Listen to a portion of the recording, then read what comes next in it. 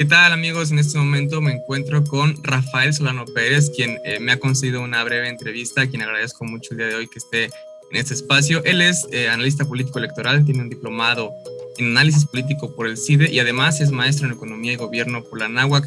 Rafael, qué gusto saludarte. Un gusto, Sebastián. Muchas gracias. Un saludo a ti y a todo tu público.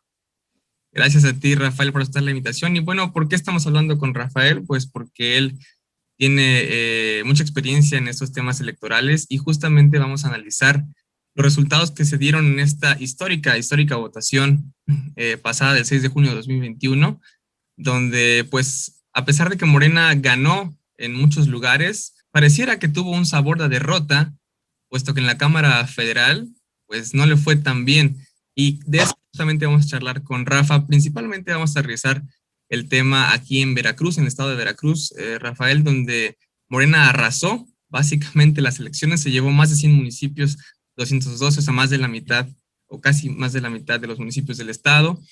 Arrasó también el Congreso local. ¿Qué nos puedes decir al respecto? Se esperaba una votación cruzada en algunos municipios donde la gente votara a lo mejor en la alcaldía sí por Morena, pero a lo mejor en el Congreso local por otro partido y en el Congreso federal también por otro.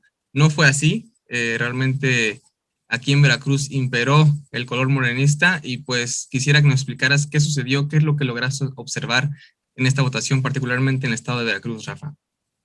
Mira, creo que hay un punto muy importante. Mucha gente comentaba sobre el tema del voto cruzado.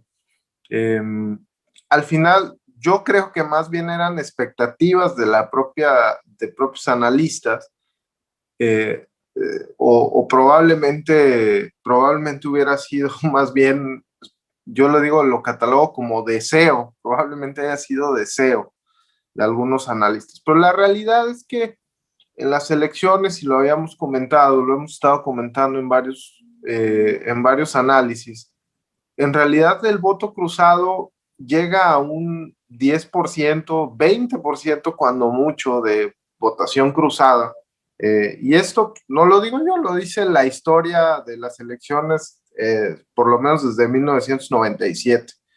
Entonces, eh, esta idea del voto cruzado y un ciudadano extremadamente, digamos, analítico, pues en la realidad no ocurre así en el ámbito electoral. O sea, creo que los ciudadanos ven, digamos, o configuran bloques, y al final muchos de ellos pues, deciden que tal o cual partido fue el que les llenó sus expectativas. En el caso de Veracruz y de prácticamente toda la circunscripción electoral número 3 federal, que es todo el sur del país, Morena ha tenido un bastión histórico, por lo menos desde López Obrador ha tenido un bastión al menos desde 2006, donde ha tenido una preponderancia. Y de hecho, cuando uno revisa en esta ocasión pues, los principales proyectos de inversión del gobierno federal, pues están destinados a la circunscripción 3. La verdad es que el gobierno federal ha actuado de una manera en la cual tiene o le ha apostado mucho a las cuestiones electorales en términos presupuestarios, prácticamente se mueven mucho con el calendario electoral. Y a mí no me sorprende honestamente el resultado de la circunscripción 3. Me parece que era esperado. Es un refuerzo a una lógica que tiene que ver mucho con la parte, digamos, de asignación de recursos federales y de recursos de asignación directa, que son las famosas transferencias, que son estos famosos, pues, lo que algunos conocen como dádivas. Pero más allá de eso, esto no es nuevo. Esta forma de colaborar, de colaboración política que ellos tienen no es nueva. Y creo que también obedece a una oposición que ha venido, digamos, cambiando en Veracruz. La dicotomía de esta elección fue, en todo el país, fue democracia o dictadura.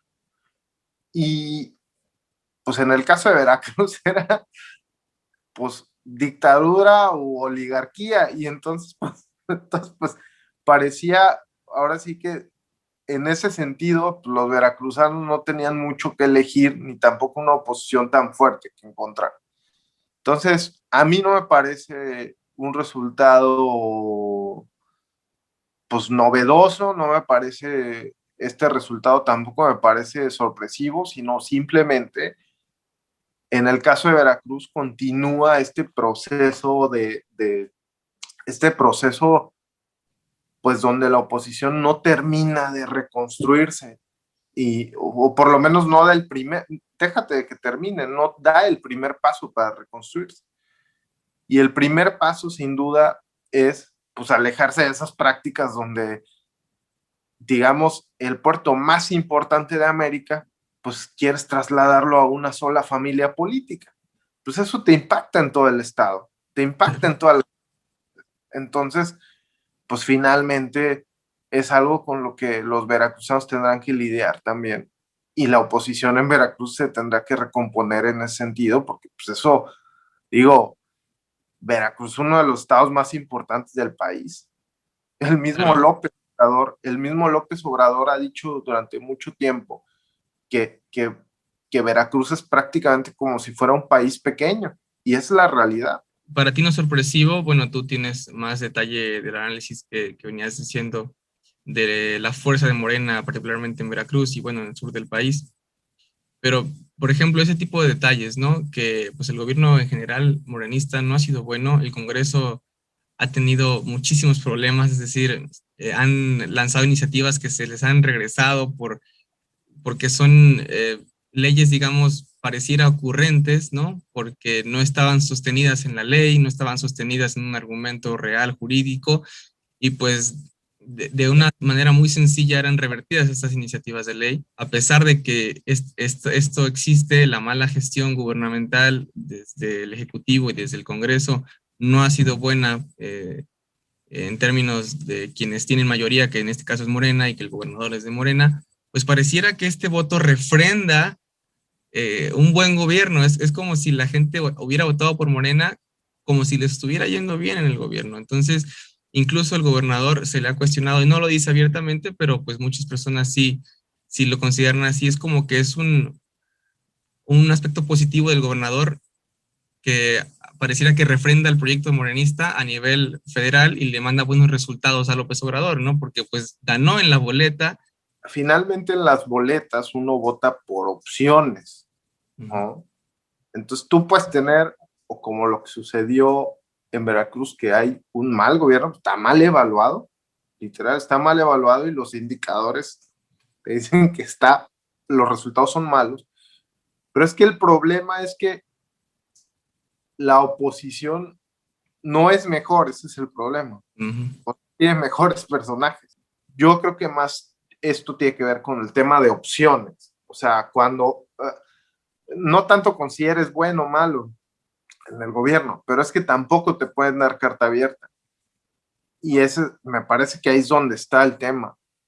Y me parece también que la oposición y concretamente y más el PRI y el PAN, viendo mal, eh, viendo este mal gobierno que existe, abusaron de esa perspectiva de que iban a perder, digamos, digamos, al decir hay tan mal gobierno en Veracruz, que abusaron y dijeron, bueno, pues ahí está, yo pongo mis candidatos, son los mismos de siempre, es mi gente, y pues tampoco es nuevo. Lo que creo que hay que resaltar en esta elección es que, desde mi punto de vista, para el caso de Veracruz específicamente, es un grito de la sociedad de decir, necesitamos nuevos perfiles, porque ya estos mismos ya no pueden ser los mismos todo el día.